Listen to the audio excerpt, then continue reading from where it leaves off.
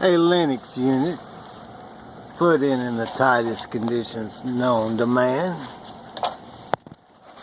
A 24 by 21 cabinet.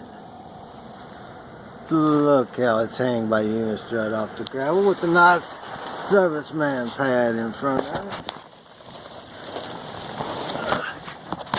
A metal 90 insulated with a transitional duct system.